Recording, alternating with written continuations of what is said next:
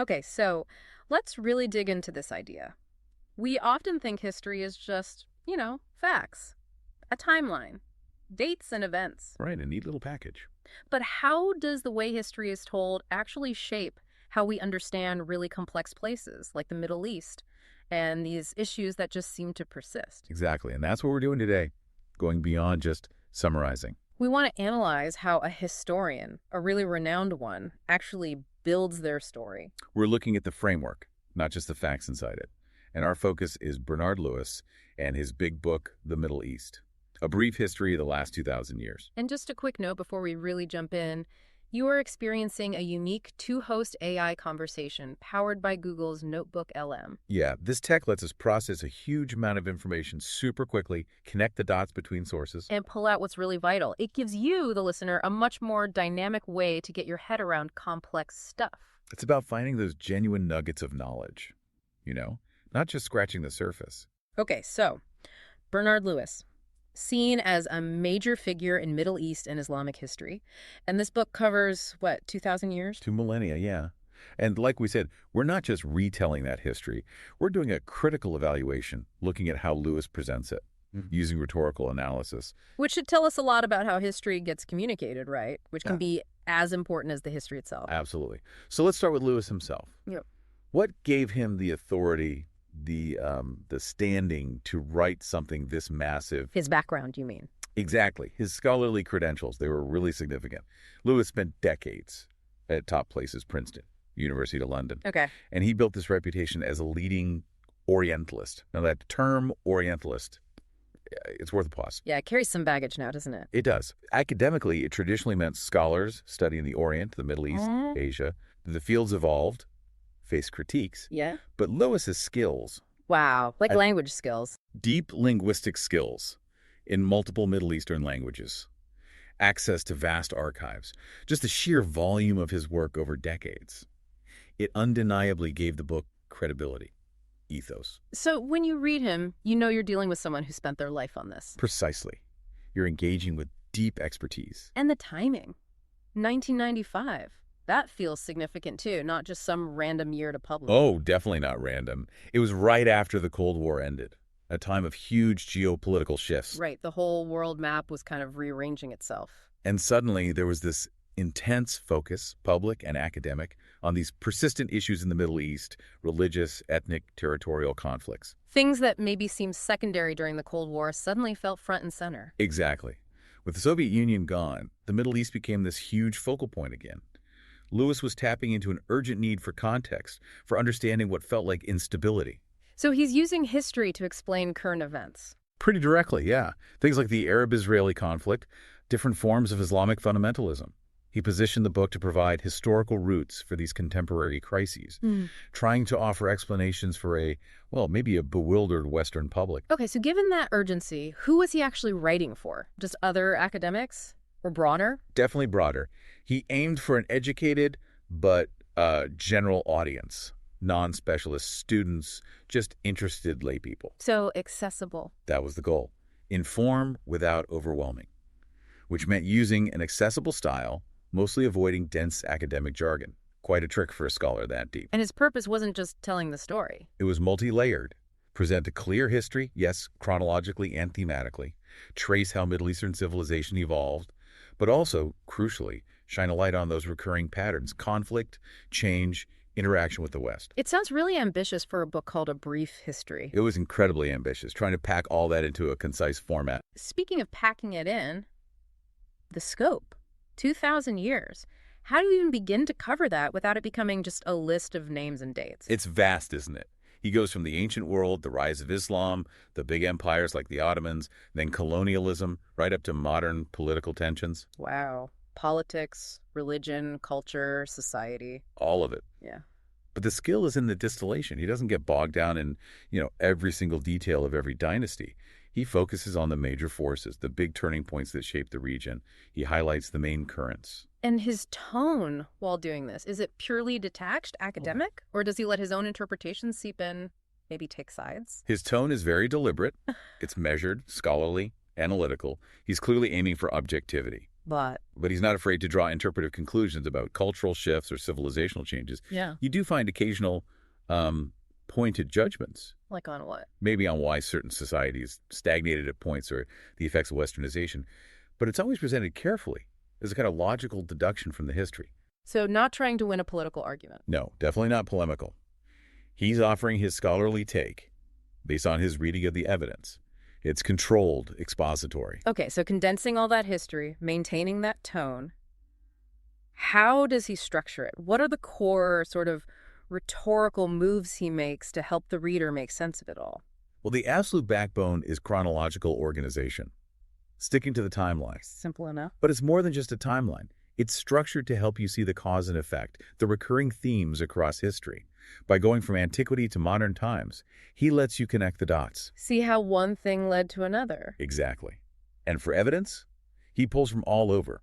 Archaeology, original documents, other scholars' work, and he makes a point of showing the reliability and the variety of his sources. It adds weight. So lots of logic, building the case piece by piece, using logos, as they say, in rhetoric. Absolutely. The structure itself, the way he lines up the facts and the scholarship, it really supports the logical flow. He's great at showing cause and effect. Like a detective. Sort of, yeah. Laying out how, say, an ideological shift in one era led to concrete political changes later, or how a new technology, maybe irrigation methods, changed economies. His logic feels quite solid, pulling you along this chain of argument. But history isn't all logic, is it? It's about people. Does he bring in any emotional element, any pathos, even with that measured tone? It's subtle, but yes. It's not his main tool, but it's there. He might describe the impact of a war on civilians or a famine, just briefly but vividly enough that the human cost, the suffering, the resilience, it comes through. It allows that human element to surface without getting overly sentimental. Right. It grounds the big historical forces in actual human experience. Precisely. It adds another layer without disrupting the analytical flow.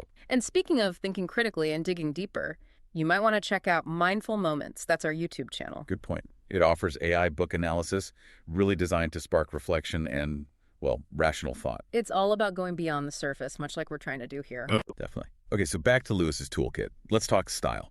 How does he manage that tightrope walk between being scholarly and still readable for a general audience? His word choice, his diction, and overall style are crucial.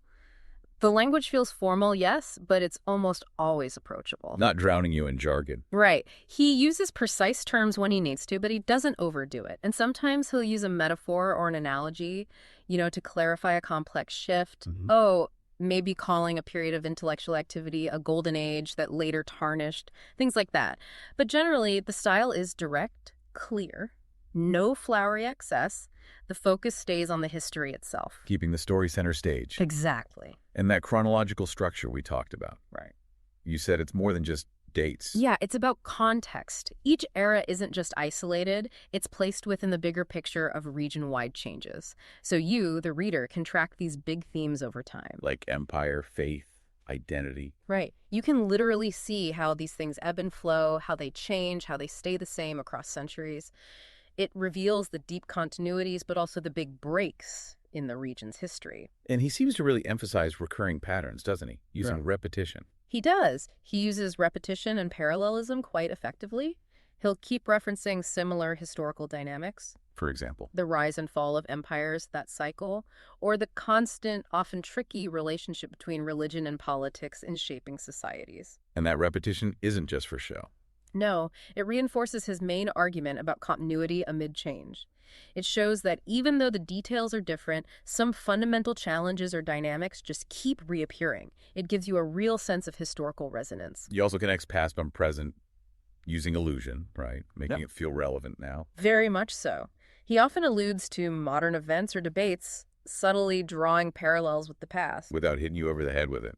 Exactly. He might describe, say, historical conflicts over religious identity in a way that makes you think of modern sectarianism, but without explicitly saying, see, just like today, it encourages you to see the connections, the long roots of present-day issues. That's quite skillful. And sometimes there's even a touch of scholarly irony, especially when talking about historical lessons. Like Interventions from outside powers. Yeah, he might detail the repeated failures of foreign interventions that were based on, well, flawed ideas about the region.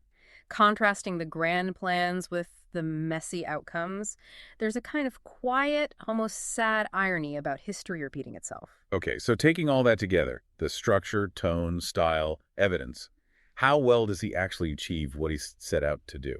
Is the book effective for that educated general reader? I'd say he largely succeeds, and quite impressively. He takes this enormous complex history and synthesizes it for a broad audience. He gives context for current debates without getting sucked into simple arguments or polemics. And the writing itself works for non-specialists. Yes, the prose, the structure, they really do blend solid analysis with a readable narrative flow. He makes difficult history feel accessible, even compelling. What about the logical consistency and the criticism some scholars have had about the Orientalist perspective? Well, the arguments generally unfold very logically, and he's careful with his evidence. Now, the Orientalist critique, that's more about the broader intellectual framework of that field of study, right? Yeah, how perspectives might have been shaped by the traditions of the time. Exactly. Critics might point to certain emphases or interpretations reflecting that background, but, and this is important, the book's foundation, its reliance on documented sources, archaeological, historical, scholarly, it's pretty solid. Methodologically, it holds up well to scrutiny on factual grounds. Though obviously, covering 2,000 years means some things get less space. Inevitably.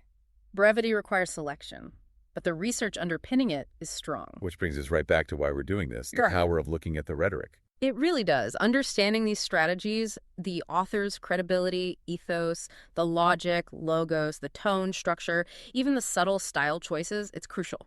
It helps you see how the message is delivered, not just what it is. And how those choices connect to the book's impact, its time, its audience. Exactly. Lewis's book, when you look at it this way, is a really interesting case study. A scholarly, generally effective example of how to present complex history to a wider public. The how is just as revealing as the what. So let's bring it home for the listener. Why does this deep dive into Lewis's approach actually matter for you? Because it helps you understand that history isn't just handed down as pure fact. It's constructed. There's always a framework, a perspective, especially for a place as complex and contested as the Middle East.